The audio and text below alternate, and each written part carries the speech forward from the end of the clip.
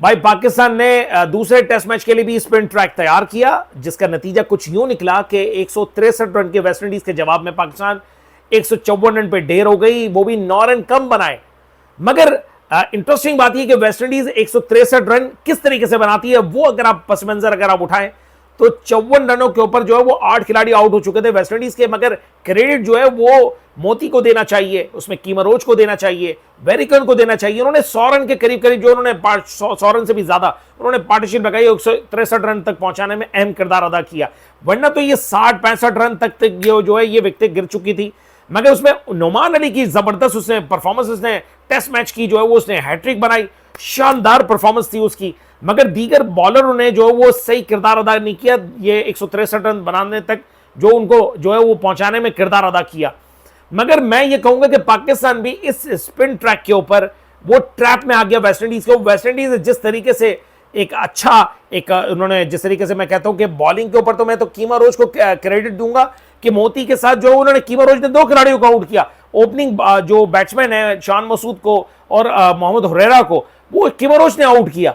यानी स्पिनर ने नहीं आउट किया था। पाकिस्तान ने जिस तरीके से स्पिनर्स डोमिनेट कर रहे हैं, मगर वेस्टइंडीज को मैं तमाम तरह अभी इस मैच के अंदर डोमिनेट करते हुए देखता जा रहा हूं मैं कि आज के दूसरे टेस्ट मैच के अंदर अगर आप देखें, उसका पहले दिन का जो अख्ताम हुआ, 20 खिलाड़ी आउट हुए और अप्रोक्सीमेटली तकरीबन समझ लें कि 88 ओवर चले।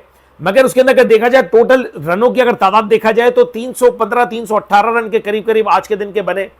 तो उसमें देखिए टेस्ट मैच ये मुश्किल से मुश्किल ये दूसरे और तीसरे दिन के मिड तक ये टेस्ट मैच जाता हुआ नजर आ रहा है, जो भी कंडीशन बता रही है।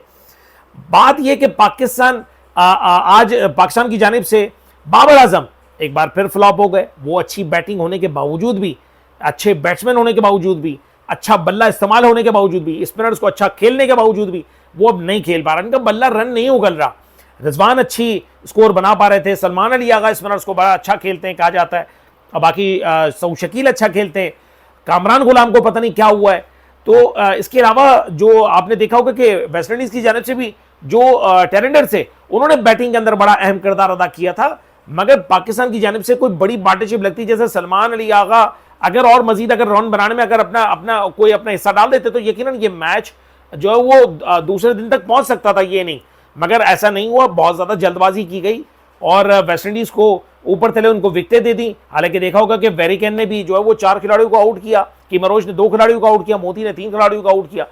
कहने का मकसद ये है कि ये टेस्ट मैच जो है वो जरूरी नहीं है कि देखें आप अगर क्वालिटी बैट्समैन हो, अगर आपको अच्छी बॉलिंग को खेलना आता हो, तो आप मुश्किल से मुश्किल विकेटों के ऊपर मुश्किल से मुश्किल बॉलर्स को आप फेस कर सकते हो और अच्छा स्कोर बनाने में कामयाब हो सकते हैं।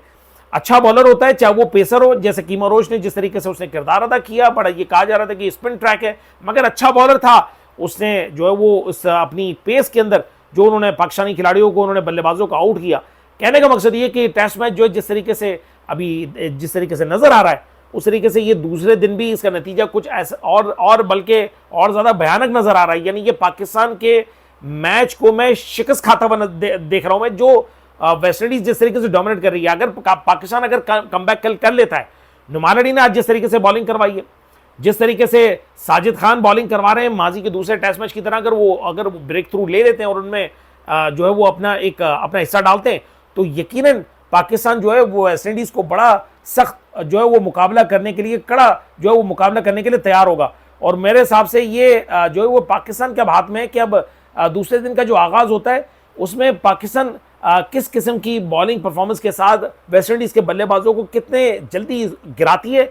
और पाकिस्तान, हमेशा से कहा जाता है कि पाकिस्तान के जो बल्लेबाज हैं वो स्पिनर्स को अच्छे तरीके से खेल सकते हैं, तो यानी अच्छी बॉलिंग से फिर अच्छी बैटिंग से ही आप इस मैच को जीत पाएंगे। वरना मैं समझता हूं कि वेस्टइंडीज अभी तक इस टेस्ट मैच के ऊपर पूरी हावी रही है। हालांकि आज की बॉलिंग को अगर देखा जाए पाकिस्तान की जानिब से, तो जो साजिद खान ने 2 खिलाड़ियों को आउट किया, हालांकि एक्सपेंसिव रहे, 64 रन दिए। बाकी इसके अलावा काशिफ अली, उन्होंने 1 खिलाड़ी को आउट किया 16 रन के एवज। बाकी इसके अलावा नुमान अली 6 खिलाड़ी आउट 41 रनों के एवज, और अबरार अहमद की 1 विकेट। सलमान यागा को कोई विकेट नहीं मिली, मगर ओवरऑल वैसे ही टीम यानी मैच जो पूरा जो आज की इनिंग जो थी वेस्टइंडीज की वैसे ही खत्म हो चुकी थी।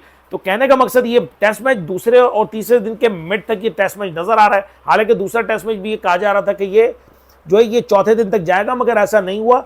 तीसरे दिन तक टेस्ट मैच जरूर गया था, मगर टोटल जो ओवरों का जो अगर तादाद कैलकुलेशन अगर की जाए, कैलकुलेट अगर की जाए, तो टोटल 2 दिन के ओवर चले थे, उसके अंदर टेस्ट मैच खत्म हुआ था। अगर ये इसी तरीके से अगर 88 ओवर अगर कल के दिन भी चलते हैं, तो मुझे लगता है कोई मुश्किल नहीं है कि 20 विकेटें मजीद गिर जाए इसलिए कि और जो वो इसके विकेट के ऊपर क्रैक्स पड़ना शुरू हो जाएंगे। और उस मैच को जो है वो जिस तरीके से वेस्ट इंडीज बना रही है, तो मुझे लग रहा है कि ये वेस्ट इंडीज के हक में चले जाएगा।